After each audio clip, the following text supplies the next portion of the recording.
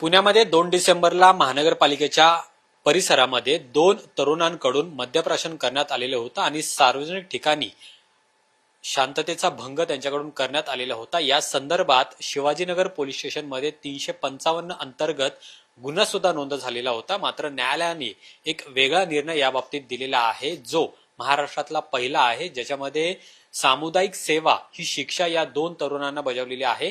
नेमकं हे प्रकरण काय आहे आणि न्यायालयाने जी शिक्षा सुनावलेली आहे ती नेमकी कशी असणार आहे हे जाणून घेणार आहोत। आपल्या सोबत या झोनचे पोलीस उपायुक्त ऋषिकेश रावले सर आहेत। सर, हे 2 डिसेंबरचं प्रकरण आहे, पण जी शिक्षा त्यांना सुनावलेली आहे म्हणजे कारावास न देता पोलीस स्टेशनमध्येच ही शिक्षा आहे, तर ती कशा पद्धतीची आहे? जी मी आपल्याला सांगू इच्छितो की BNS 23 मध्ये पहिल्यांदाच कम्युनिटी सर्व्हिस ही पनिशमेंट म्हणून इंट्रोड्यूस केली गेली होती। त्याच्यानंतर मग 28 नोव्हेंबर 2025 ला महाराष्ट्र गव्हर्नमेंटने एक डिटेल्ड ड्राफ्ट GR काढलेला, ड्राफ्ट नाही पण एक GRच काढलेला, ज्या GR मध्ये दिलं होतं की कम्युनिटी सर्व्हिस कशा प्रकारे देऊ शकतात। त्याच्यामध्ये गाईडलाईन्स दिले होते, किती दिवस देऊ शकतात, काय काय टाईप मध्ये कम्युनिटी सर्व्हिस असू शकते, कोणत्या कोणत्या भागांमध्ये ती कम्युनिटी सर्व्हिस असू शकते। शिवाजीनगर पोलीस स्टेशनच्या हद्दीमध्ये 2 तारखेला एक घटना घडली। त्या घटनामध्ये 2 इसमाला मिळून आले, ते नशापानी करून गैरवर्तन पुण्या सिव्हिल एरियामध्ये गैरवर्तन करत होते। त्याच्यानंतर त्यांच्यावर आपण 355 अंतर्गत आपण गुन्हा दाखल केला। हा अदखलपत्र स्वरूपाचा गुन्हा आहे। तो गुन्हा आपण कोर्टाची परवानगीने कोर्टामध्ये दाखल केला। त्याच्यानंतर मग त्यांचे पुरावे आपण दिले आणि पाठपुरावा करून आपल्याला त्याच्यामध्ये कन्व्हिक्शन मिळालेलं आहे। माननीय कोर्टाने अतिरिक्त जिल्हा न्याय दंडाधिकारी भंडारी साहेब यांनी हा ऑर्डर दिलेला आहे कम्युनिटी सर्व्हिसचा ॲज अ पनिशमेंट म्हणून। त्याच्यामध्ये त्यांनी 3 उपाय दिलेले आहे।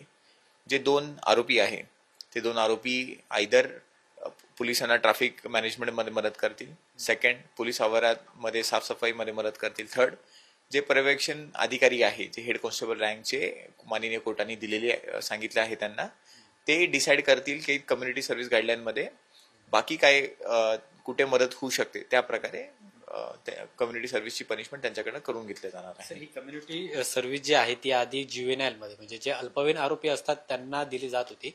आता ही या म्हणजे जे 18 वर्षाच्या पुढचे असणार आहेत त्यांना दिले जाणार आहे। हे पहिल्यांदाच होते राज्यामध्ये? हो, हे पहिल्यांदाच होत आहे। पहिले जर आपण बघू शकता तर हे जे पनिशमेंट्स असायचे त्या ज्युव्हेनाइल दिले जात होते, किंवा माननीय हायकोर्ट आणि सुप्रीम कोर्ट जेव्हा असे काही कम्युनिटी सर्व्हिसचे ऑर्डर्स द्यायचे तिकडून होत होतं। पण BNS 23 नंतर हे माननीय JMFC कोर्ट किंवा सेशन्स कोर्ट यांना पण ही परवानगी म्हणजे ही ऑर्डर देण्याची परवानगी तेव्हापासून मिळाली। त्याच्यानंतर मग महाराष्ट्र गव्हर्नमेंटने डिटेल्ड GR काढला की कम्युनिटी सर्व्हिस कशा प्रकारे असते, ही जी सामुदायिक सेवा आहे ती सेवा कशा कशा प्रकारची असू शकते। याच्यानंतर मग 28 नोव्हेंबरलाच तो GR आला आणि 2 डिसेंबरला ही घटना घडली। आपण ताबडतोबीने गुन्हा दाखल केला, कोर्टामध्ये पाठपुरावा झाला आणि आपल्याला हे आता निकाल आलेला आहे। आणि हे महाराष्ट्रामध्ये पहिल्यांदाच आहे, हा जो निकाल कम्युनिटी सर्व्हिस आहे महाराष्ट्रामध्ये पहिल्यांदाच दिला गेलेला आहे।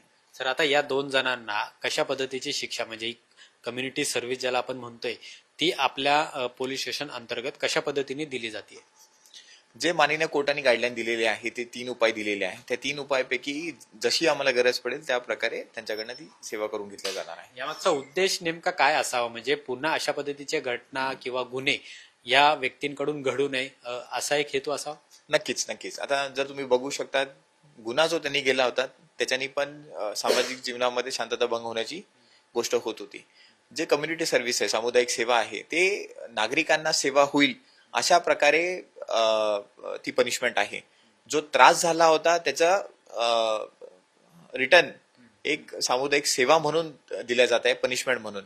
आणि याच्यात चांगलं पण आहे की आपण बघू शकतो हे छोटे स्वरूपाचे गुन्हे आहे, लहान स्वरूपाचे गुन्हे आहे। याच्यामध्ये एक खूप स्ट्रिंजंट अशी जर पनिशमेंट दिली तर एक लाईफ पण डिस्टर्ब होऊन जाते। आणि त्याच प्रकारे ही जी पनिशमेंट दिलेली आहे या पनिशमेंटनी नागरिकांना पण फायदा होईल आणि त्यांना ॲज अ पनिशमेंट म्हणून पण सर्व होईल, वरतून त्यांच्यामध्ये पण सुधार होईल। ओव्हरऑल एक सगळ्यांसाठी विन विन सारखी सिच्युएशन आहे। सर, पण हे ते 2 जे व्यक्ती होते त्यांची पार्श्वभूमी गुन्हेगारीची नव्हती।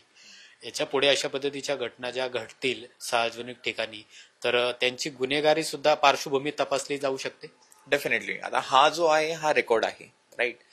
पुन्हा जर त्यांनी केलं तर त्याच्यामध्ये कम्युनिटी सर्व्हिस अशी पनिशमेंट होईल नाही होईल आता मी सांगू शकत नाही आपल्याला. माननीय कोर्टाचा हा ऑर्डर राहील.